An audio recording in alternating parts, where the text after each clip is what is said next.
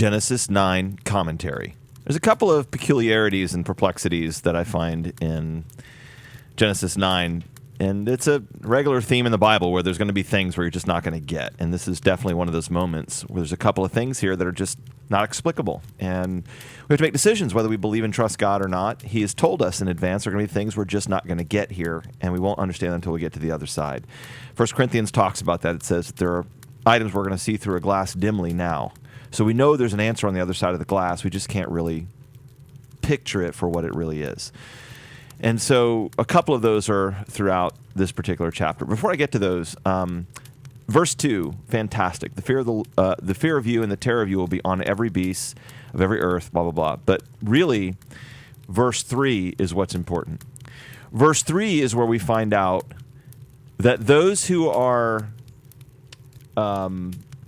vegetarians or vegans because they don't want to hurt animals have lost their mind. It's totally fine to be a vegetarian or a vegan. There are certainly some very healthy aspects to that. And if you want to be a vegan or a vegetarian, as long as you're doing it for the health side of it or because it's some benefit that you enjoy or maybe because you just don't like meat, whatever the reason is, that's fine. There's nothing wrong with being in one of those two categories. Where it is wrong is you're simply a vegan for the reason that you don't want to hurt animals. God's very clear in this verse, and this does not end in the Old Testament. It's not only repeated in the Old Testament, but it's stated again and repeated again in the New Testament, both explicitly like we see here and then implied in many places throughout the Old Testament and New Testament where people are eating animals, consuming animals, and there is no issue with God on that. And more specifically, sacrificing animals and then eating them. So there's no question, there can be no question that a thinking person could read the Bible and think that God somehow abhors the killing and consumption of animals specifically for the purpose of consumption. Now, having said that, I don't find the killing of animals to be a sport. I don't think there's a biblical preclusion to it. I don't think the Bible takes exception to it. And I think because we have dominion over the animals, as long as that death doesn't occur with any amount of cruelty to them, you shoot them and you kill them hopefully in one shot, or if you screw it up and they're in pain, put them out of their misery. If you believe that killing animals for sport is okay, that's fine. There's certainly not, like I said, there's no biblical exclusion to that. And I don't think it's a sin or anything. But for me and my life, I don't think that's sporty at all. When we go into the jungle, when we're facing things that are bigger and badder than us, okay, use a gun. But don't tell me as you're killing deer that that's somehow a sport. You're shooting down, a deer that's however many yards away, has absolutely no defenses, and is not an aggressive animal to begin with. Now, you want to kill that deer with a bow? That's potentially entering the arena of a sport. But to sit incredibly far away with a gun and a scope and come on. Shooting at a target like that and getting good at that, okay. But I don't look at that as a sport in my own life, and I don't understand why people consider that a sport. It's the same thing. It's like taking candy from a baby, or fishing out apples out of a barrel, or fish in a barrel. Sorry, that's the correct reference. It's fish in a barrel, man. I'm not saying it doesn't take skill to do that. There are plenty of people that'll pick up a rifle and couldn't shoot a deer to save their life. But why would you kill an animal to be able to prove that you do have that skill and you've developed into a really good talent? Why not shoot a target, and then make the target move? It just doesn't make any sense to me. But like I said, there's no biblical exclusion to it. And if you enjoy it, it's not like God hates you or whatever else. It's just not for me, and I don't get it. But having said that, I'd kill an animal in a heartbeat to eat. And I allow people to do do that for me every single day. Now, where I think the two could converge is as long as you're eating the meat, okay. But if you're just out discriminately killing deer for sport and then letting them rot, no, I don't get that. Some of the exceptions, of course, would be when populations of animals have to be thinned, or and there's other things about raising animals and the needs for thinning herds or whatever else that I may not know, and I give exception to that. But just walking into the woods, shooting some deer and leaving, or cutting their head off and taking the antlers and the head home so you can brag and leaving the rest of it to rot, no. Either donate the rest of the body to some organization that's going to cut it up and dole it out for food, and then it's fine with me. But if you're just doing it to let the deer rot, Give me a break. That's not sporty at all. Just my opinion, not a biblical perspective, just a personal perspective. What is interesting, though, after that, on a different subject, is verse 5, where it says, surely I will require your lifeblood. Now, before it gets to the part where in verse 6, where it says, if you kill someone, then you're going to be killed, which is essentially what that's saying in verse 6. Verse 5, before that, says, I'm going to require your lifeblood of you, and I'm going to require it from every beast. So every single living creature is going to die. And God's very clear about this. There is no escaping death. And the old phrase says that, there's two things you can never escape: death and taxes. And that's just not true. Plenty of people escape paying taxes. And even if you don't, the worst that can happen is you can go to jail for it. Now, I'm not saying that's pleasant, but I'm saying it's not like it killed you.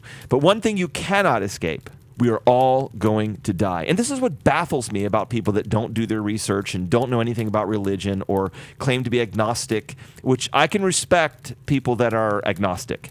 I have no respect for atheists. It's an illogical position. And I'll explain that in just a moment. But I do not understand people that have no religion or think there's no way there could be a God. I don't feel like getting into the whole thing about intelligent design and how we would refuse to believe a house made itself, but we believe the earth can make itself. I mean, the amount of organization that happens on a subatomic level, then the organization that happens on an atomic level, and the organization that happens on a cellular level, and then a multicellular level, and then the full organism, and then the environment, and then the stratosphere and the atmosphere, and then the way the earth works with the moon and the sun, and the way the sun and the moon and the earth work with the solar system, and then the universe, the way all of that fits together. That's an accident. You're a moron. Okay? You are a moron if that's the case. So anyway, the long story short is, how can you possibly believe that there's not a God? But beyond that, the deeper point is, how can you possibly not do the research? And those who claim to be atheists are making the statement that there is no God. It is not possible to make that statement from a logical perspective, from a scientific perspective. Now, while I personally believe, and my opinion is that science proves there's a God, I do concede the point that you can't really prove there's a God. You can infer, and I think God purposely leaves it just a little bit dim. He leaves the light just a little bit dim on that one and says, you're going to have to show you have a brain in your head, all right? I'm not going to come down, stand in front of you, and prove it to you. It's going to have to be from these different levels, from subatomic all the way to the macro of the universe. It needs to be obvious to you that there's a God, because I don't want robots, and if you need more proof than that, you're just not smart enough. Now, that's me speaking on behalf of God. I don't know that God uses those words, but that's just me using those words. Because even if you never get to the scripture that says your lifeblood is going to be required of you, everybody knows your lifeblood is going to be required of you. You are going to die. It is going to happen. Period. End of story. And look, I might even be willing to give atheists somewhat of a pass on their ridiculous position, but only on the basis that at least they took some time to think about it, okay? What I cannot give people a pass on is those who are, quote, spiritualists or haven't really done any research or are not sure what they believe.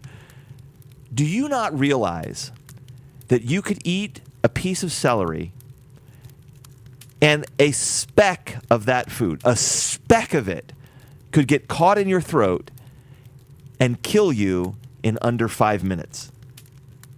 That's how fragile our life is. How stupid are we that with all of eternity hanging in the balance in front of us, that there are actually people who could be killed by a microscopic piece of celery, and that could go for any food, obviously, and still don't properly land the plane of their thoughts and calculations as it relates to what happens in the afterlife. Which is why I said I can give at least somewhat of a pass to atheists, because many of them have really thought it through.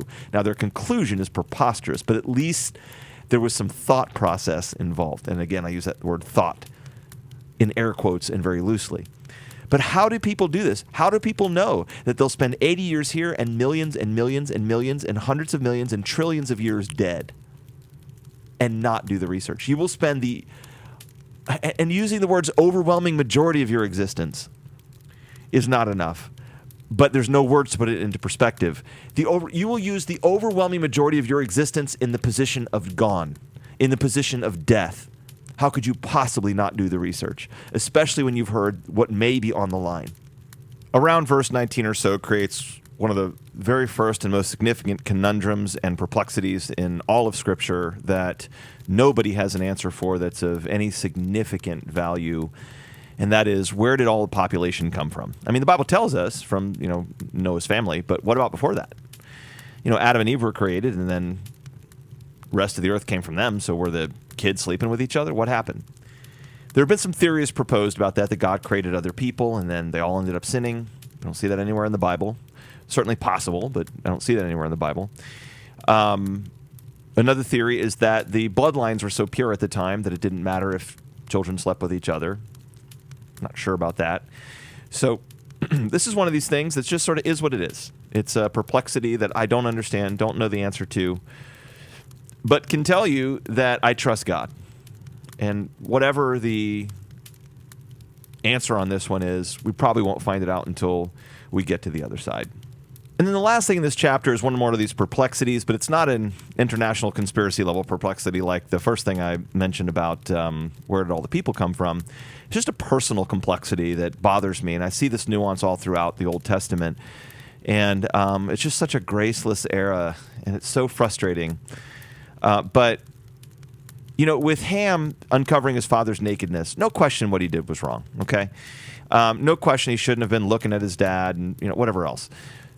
But what bothers me about this, what really annoys the absolute snot out of me about this, is that there's no mention at all of how wrong Noah was. The Bible's clear that while drinking isn't wrong, getting drunk is. And, every form of getting buzzed or getting drunk, it's all getting drunk. But he was clearly wildly drunk based on just what's written here. Why wasn't he punished? Why wasn't Noah punished for what he had done?